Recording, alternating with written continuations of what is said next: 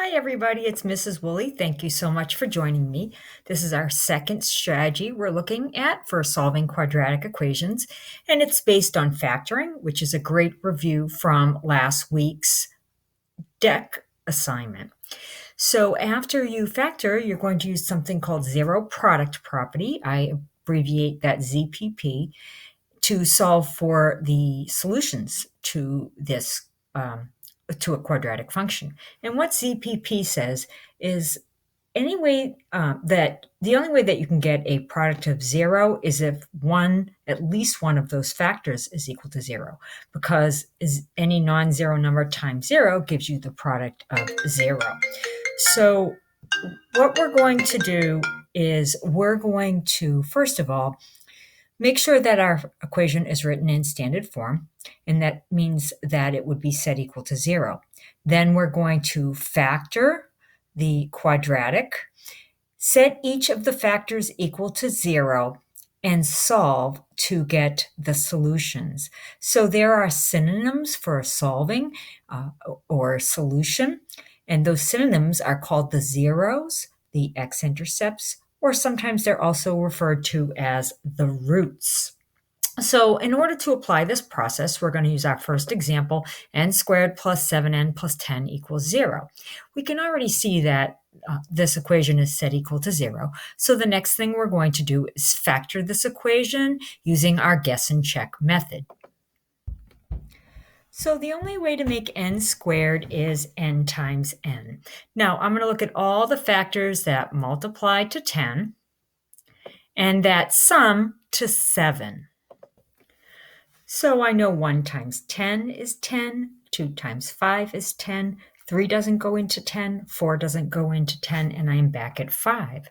So if I look for a sum of 7, I know that my factors are n plus 2 and n plus 5. I can always check that by using FOIL, multiplying back out, and I'll see it makes my original polynomial. So now that I have factored this polynomial, now I'm going to apply ZPP, which means to set each factor equal to 0. So n plus 2 equals 0. I subtract 2 from both sides of the equation, and I have n equals negative 2. For my second solution, n plus 5 equals 0. I'm going to subtract 5 from both sides of the equation, and I'll get n equals negative 5. So I have two solutions, negative 2 and negative 5. So remember the synonyms here, one of them is x-intercept. So if you think of this as a graph, this is where this quadratic or U-shaped curve touches the x-axis at negative 2, 0 and negative 5, 0.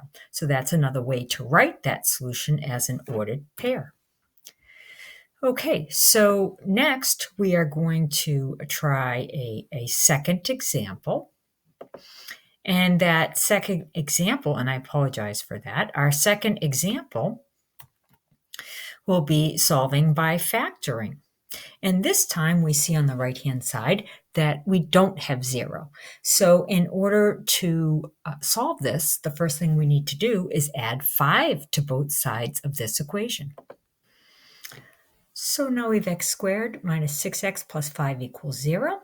And the only way to make an x squared is x times x. And now I'm going to list all the factors that multiply to 5 and add to negative 6. Since my product was positive and my sum is negative, I know signs are the same, and both factors have to be negative. So I'll just add x minus in both of my parentheses. So my list of factors are 1 times 5, 2 times 3, 4 does not go in evenly, and we're back at 5. So I can see that sum would be negative 1 and negative 5. So now I have my factors. The next thing I'm going to do is set each factor equal to 0 using zero product property and solve. So when I have x minus 1 equals 0, I add 1 to both sides and I get x equals 1. My second factor, x minus 5 equals 0, I add 5 to both sides and my second solution is x equals 5. And so I could write this as an ordered pair if I wanted, because these are also known as the zeros, the roots, and the x-intercepts. So my solutions are 1, 0 and 5, 0, or x equals 1 and 5. All right, so our next example will be our most challenging example that we factor, and that will be when a does not equal 1.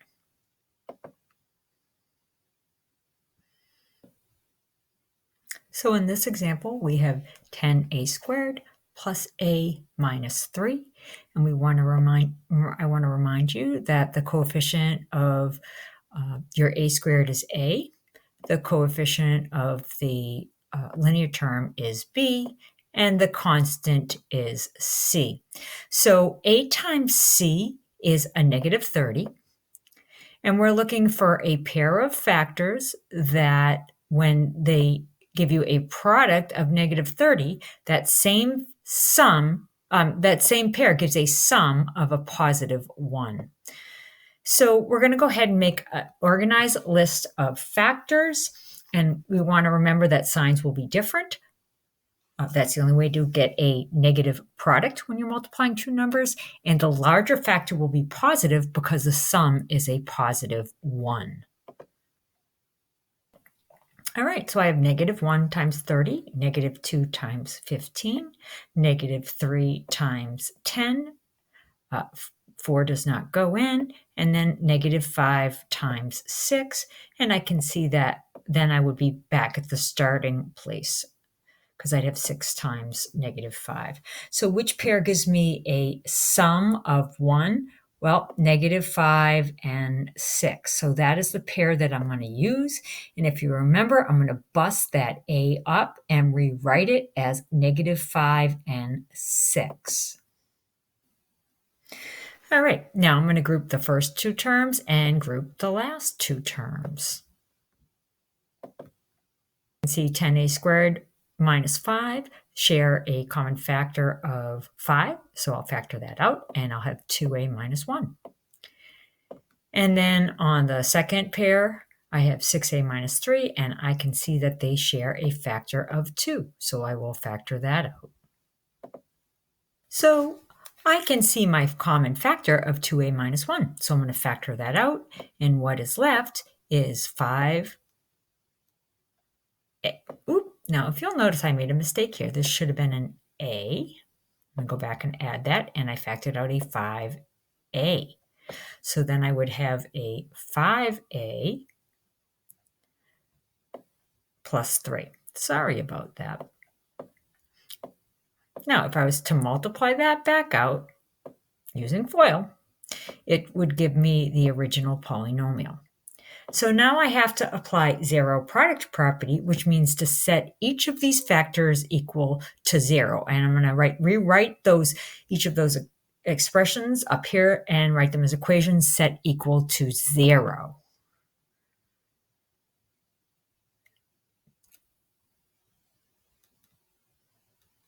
So if I rewrite the first equation, 2a minus 1 equals 0, add 1 to both sides, divide both sides by 2, I get a solution of a equals 1/2. And then I take the other expression, write that as equation, 5a, and it should say plus 3 equals 0. And I'm going to subtract 3 from both sides and then divide both sides by 5. And I will get a solution of negative 3/5. And so I can write that solution set as 1/2, comma, negative 3/5.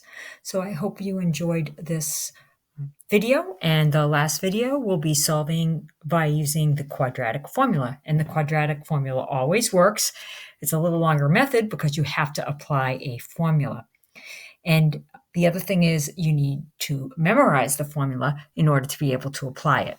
So that is something that would be required of you probably in geometry and algebra 2, that you actually memorize the formula. So please look at the next video for a little help on using the quadratic formula. Thank you.